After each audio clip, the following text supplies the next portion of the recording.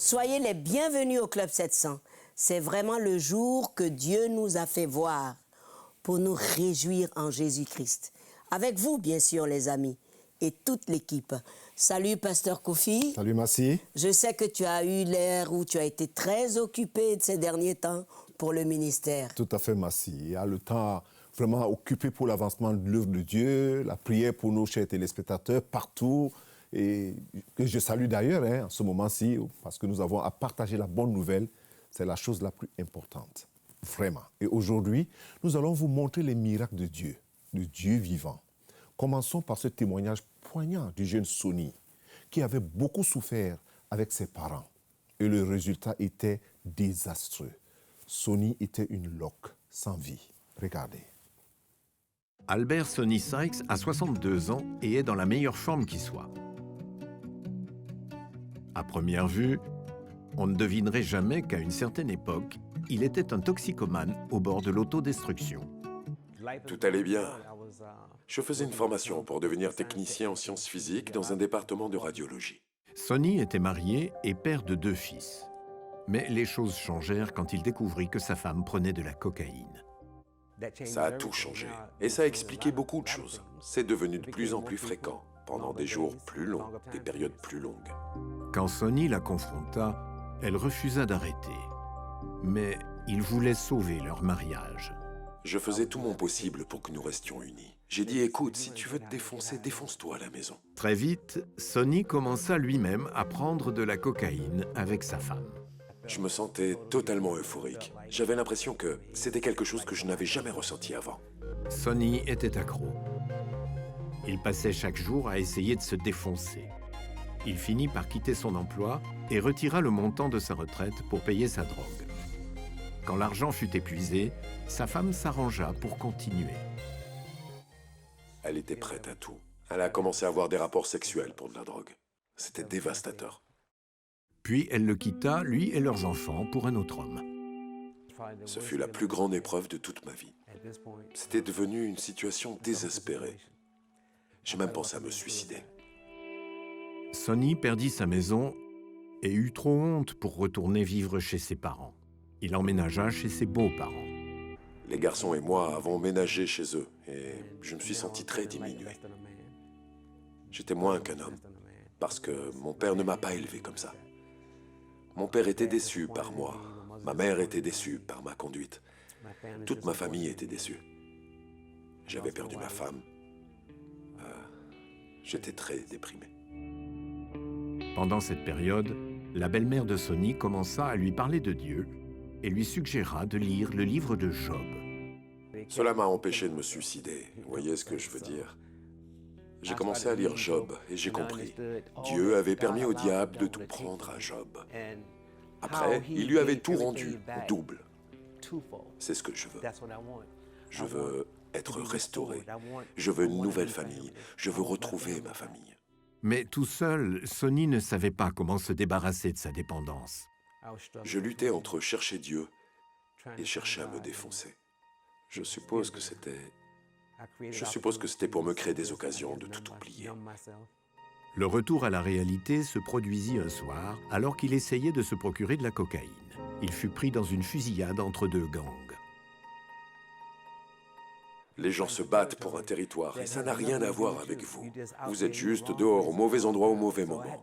Il fallait que je sorte de là. J'ai cru que j'allais mourir cette nuit-là. Peu après, Sonny s'inscrivit dans un centre de désintoxication. Là, dans sa chambre, il se mit à prier. Jésus a dû descendre très bas pour moi. Il a été jusqu'au fond pour me ramasser. Car moi, j'étais tout au fond. J'ai juste prié Dieu. Je lui ai demandé de l'aide. J'ai sincèrement prié pour qu'il m'aide. J'ai besoin de toi. Sonny accepta Jésus dans son cœur. Il commença à étudier la Bible et à aller à l'église, croyant en une vie meilleure en Jésus-Christ. J'évitais les choses qui déclenchaient des pensées de sexe, des pensées de drogue, quoi que ce soit. Je me suis tenu à l'écart. Je cherchais Dieu et je le cherchais de tout mon cœur. La relation de Sonny avec Dieu continua de grandir. Après 14 semaines, il put quitter le centre de désintoxication clean et libéré de la cocaïne. Il a purifié mon cœur. Il l'a fortifié. Quand je pense au mot cœur, je pense au mot leb, en hébreu, qui signifie cœur et esprit. Je me sens fortifié en lui et plein d'espérance. Alors que j'étais désespéré, maintenant je suis plein d'espoir. Dieu m'a tout rendu. Il m'a rendu ma famille. Je veux dire, il m'a donné une nouvelle femme. Il m'a rendu une entente avec mon ex-femme. Par la grâce de Dieu, Sonny commença à reconstituer sa vie. C'était il y a plus de 20 ans. Aujourd'hui, Sonny est plus heureux que jamais. Il est devenu un professionnel du fitness et il est maintenant marié à Stéphanie. Elle m'encourage à réussir. Elle m'encourage à continuer d'avancer. Elle élève mon cœur. Sonny sait maintenant que le vrai bonheur ne peut être trouvé que dans une relation avec Jésus-Christ. S'il doit descendre tout au fond, il viendra te chercher. Je pense qu'il te trouvera où que tu sois. Il est l'espoir vivant. Il est le seul espoir. Jésus-Christ est le seul moyen. Un point, c'est tout. Alors, Massi, tout va toujours quelque part. Il y a un départ quelque part Oui. quand Et on regarde cette histoire. Vraiment, et je voudrais interpeller les parents, les familles. Un foyer instable, des parents nerveux, très bagarreurs, et tout un désordre familial crée une maison chaotique. Bref, une maison sans Dieu et ses valeurs tient difficilement. Il peut conduire les enfants à la dérive, comme ça a été le cas de Sonny. Tout à fait. C'est malheureux. Oui, vraiment malheureux. Mais juste parce que nous oublions que le conseil que Dieu donne dans les Écritures, Oui. aux parents, c'est une autre vraiment lourde responsabilité. Lorsque Dieu dit, tu inculqueras ces choses à tes enfants. Quelles choses? Les valeurs. Les valeurs d'amour, les valeurs de respect et de sainteté. D'honneur. Voilà, d'honneur. Intégrité. Et Dieu dit en continuant, tu en parleras quand tu seras dans ta maison, quand tu te coucheras et quand tu te lèveras le matin. C'est cela quand ça Ça veut dire manque. à tout moment. Voilà. Lorsqu'il n'y a pas de responsabilité parentale, lorsqu'il n'y a pas des points de repère, alors la maison est ouverte aux démons, aux esprits. Et c'est dangereux.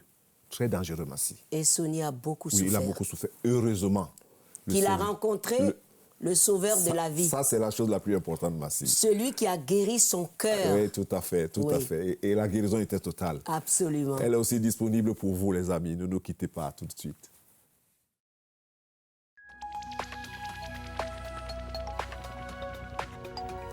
Si vous avez des questions spirituelles, des besoins de prière ou même si vous avez besoin de conseils, n'hésitez pas à nous contacter aujourd'hui à cette adresse ou au numéro suivant.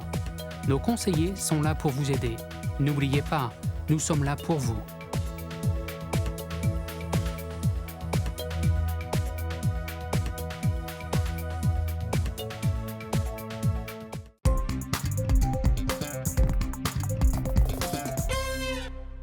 Bienvenue encore à cette émission.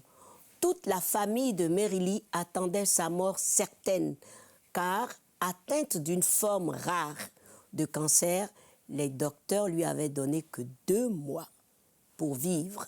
Regardez.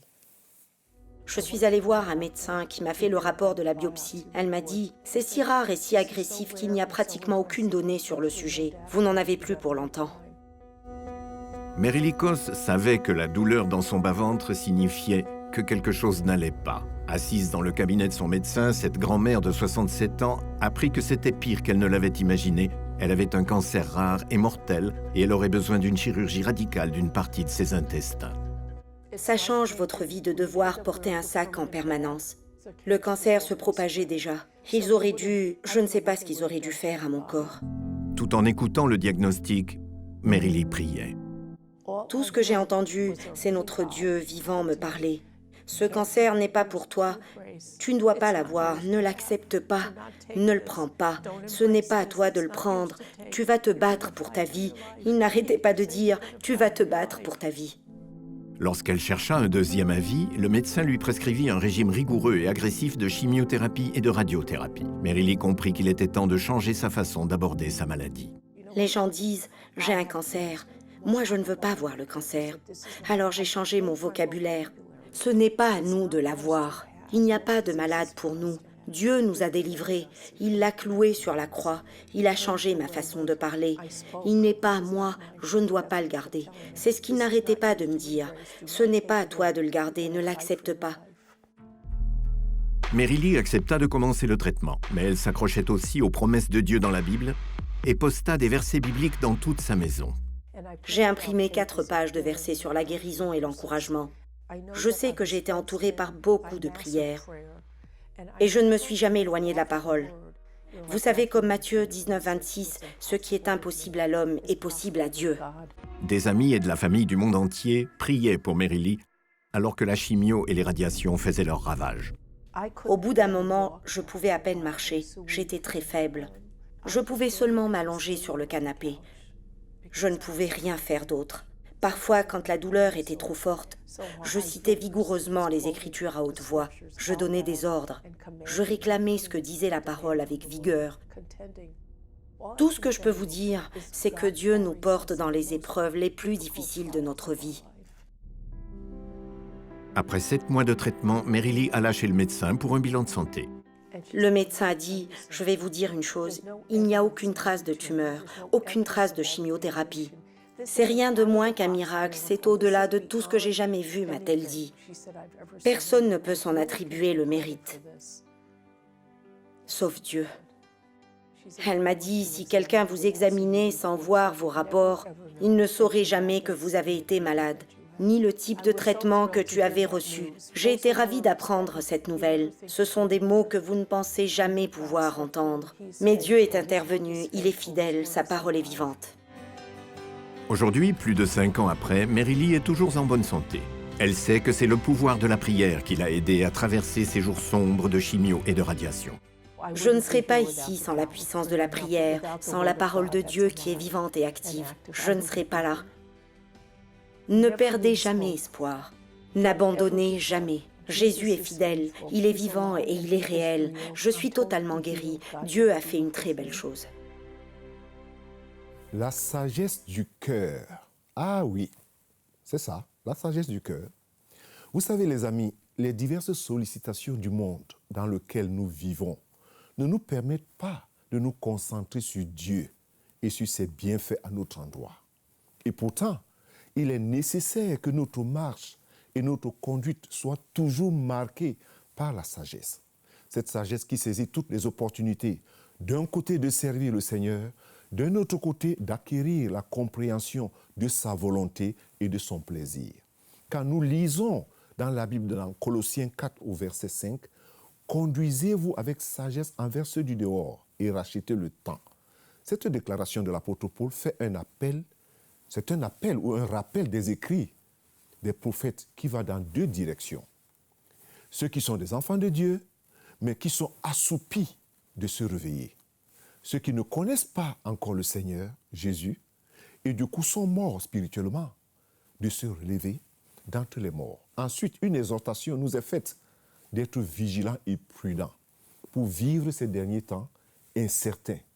Et plus les temps deviennent difficiles, je veux dire, plus le besoin de foi en Dieu est incontournable. Car il est écrit, le juste vivra par la foi. Ça, c'est très important. Et mon juste vivra par la foi. La question, c'est, tu vis par quoi? Les yeux ou la foi? Est-ce que tu veux prier avec moi? D'abord, pour faire cette paix avec Dieu en ce moment. Après, nous prierons ensemble encore. Alors, répète la prière après moi. Seigneur Dieu, je comprends maintenant que ce monde ne peut rien m'offrir et je ne peux rien attendre de lui. Je regrette sincèrement, Seigneur, et je demande pardon. En ce moment même, en suivant ces témoignages et toutes ces histoires, je comprends mon besoin de toi. Et à toi je viens, à toi maintenant. Je t'ouvre mon cœur et j'invite Jésus pour être mon Seigneur et mon sauveur personnel. Je le reçois maintenant. Alors recevez le Seigneur dans votre cœur. Dis, je reçois Jésus comme mon Seigneur et mon sauveur personnel. Amen et amen. La joie du Seigneur sera ta force. Et moi aussi, je suis vraiment joyeux. Je sais que Massi aussi. Et comment? Et comment? Alors, est-ce qu'on peut prier pour tous ceux Oui. qui ont suivi ce témoignage Tout à fait. et qui ont besoin d'aide, Oui. qui ont vraiment besoin d'un miracle parce qu'elle a eu un miracle. Oui. Seigneur, nous te présentons tous ceux-là qui ont suivi ce témoignage Oui. en ce moment Et qui sont malades. et qui sont malades, c'est vrai. Nous prions pour une visitation d'en haut. Nous prions Oui, pour Père. un miracle. Oui, Père. Tu n'as pas changé. Non, Dieu, tu n'as pas changé. jamais. J'aimerais que ceux qui sont en train de prier avec nous en ce moment répètent cette prière. Seigneur Jésus, tu n'as pas changé. Tu n'as pas changé. Ton amour est inconditionnel. Ton amour est inconditionnel. Seigneur, je te reçois dans mon cœur. Seigneur, je te reçois. Et je dans mon reçois cœur. ma guérison en ce moment. Et je reçois ma guérison. Je en ce reçois ma moment. guérison au nom de Jésus. Alléluia.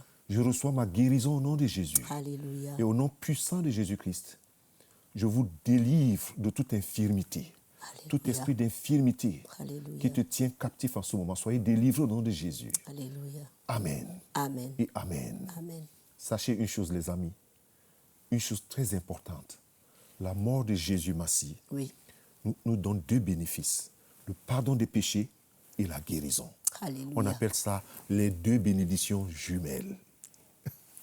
Et rien ne peut Nous séparer de nous l'amour. séparer de cela. Alors, si vous avez été touché par la prière, partagez votre témoignage avec nous, parce que nous devons glorifier Jésus-Christ qui a permis cela dans votre vie. N'oubliez surtout pas de témoigner, comme toutes ces personnes témoignent dans cette émission. N'est-ce pas, pasteur? Tout à fait, merci. Oui, Merci. c'est très important. Ne nous quittez pas tout de suite.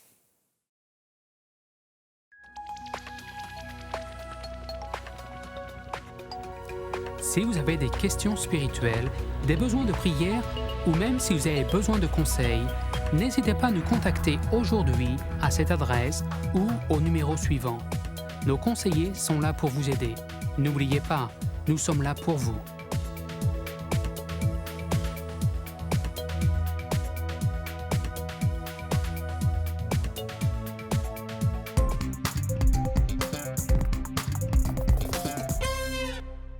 Le Club 700 continue encore avec notre rubrique questions-réponses avec le pasteur.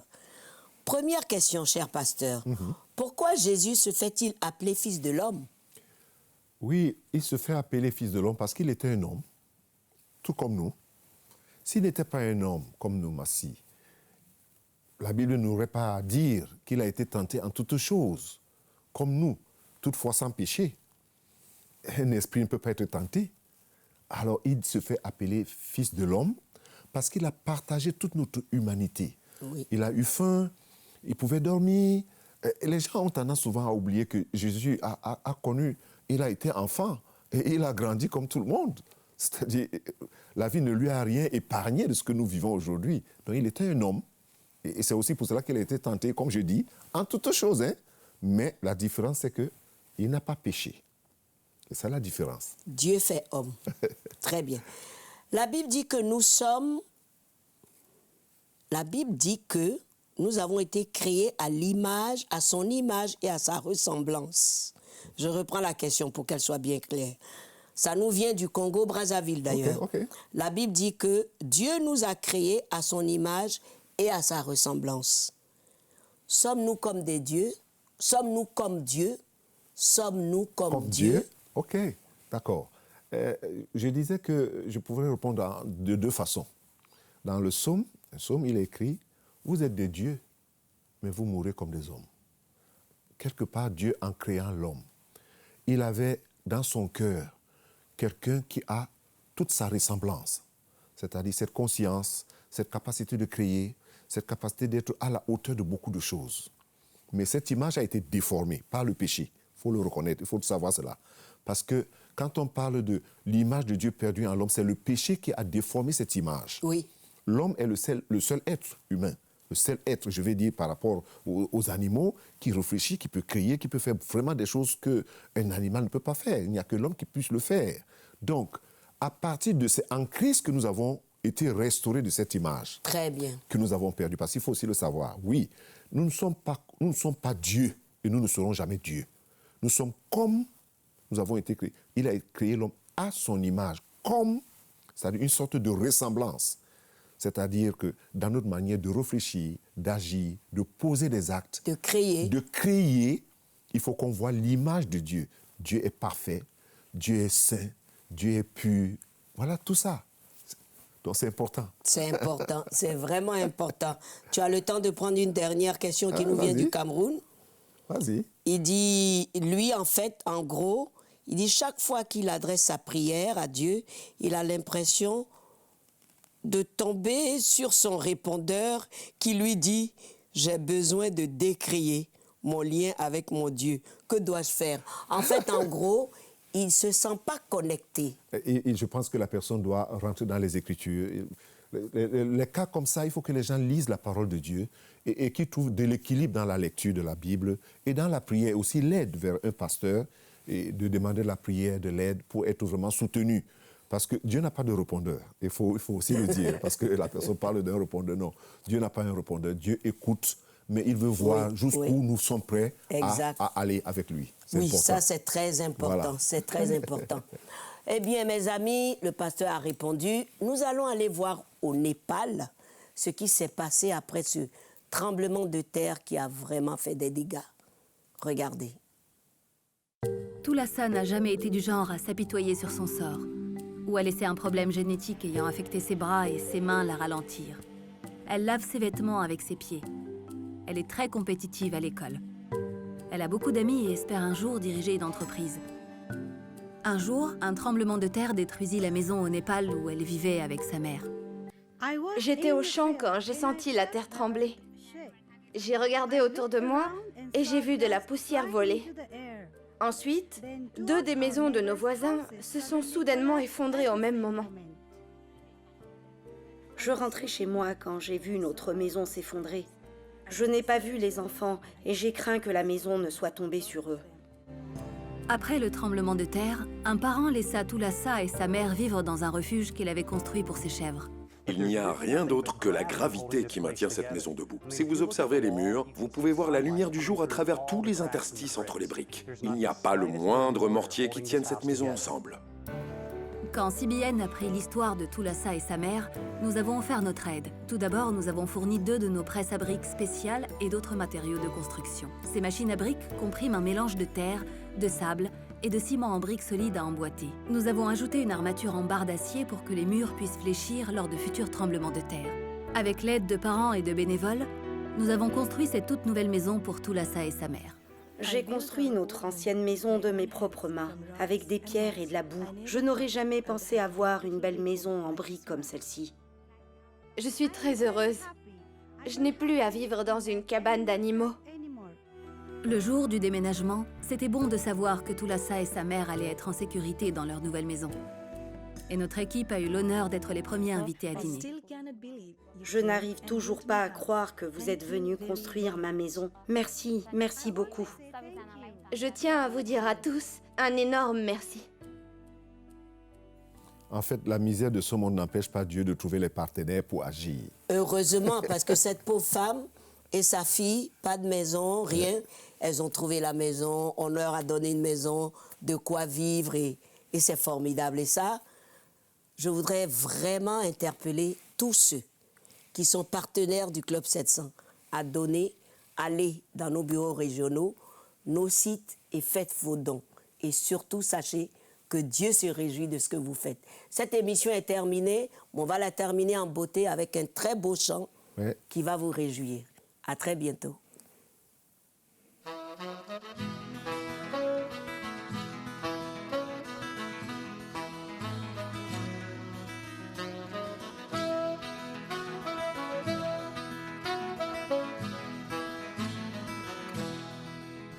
Je chanterai ton nom. Je chanterai ton nom. Tu as fait éclater ta gloire sur moi. Tu as fait éclater ta gloire sur moi. Tu es ma force, la source de mon salut. Tu es ma force.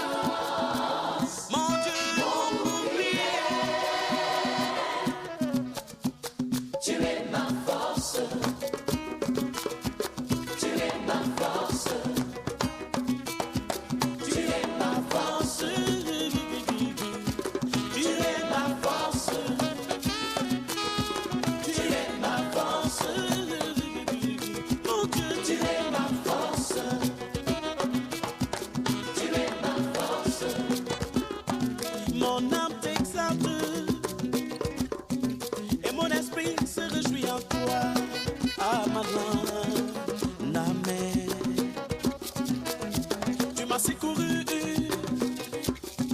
et tu t'es souvenu de ta miséricorde. Mon âme te loue. Oh, bien joué, oh Yahweh, t'es dans sa loi, Yahweh. Béni soit ton nom, d'éternité en éternité. Béni ton femme, l'âme de Jésus. À toi appartient la sagesse et la force.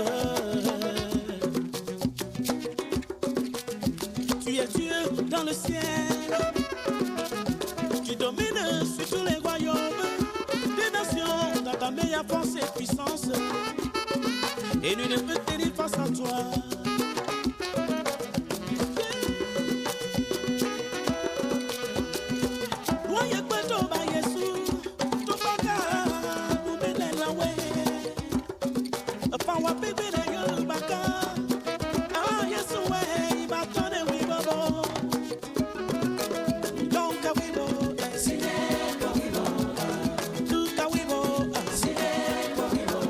We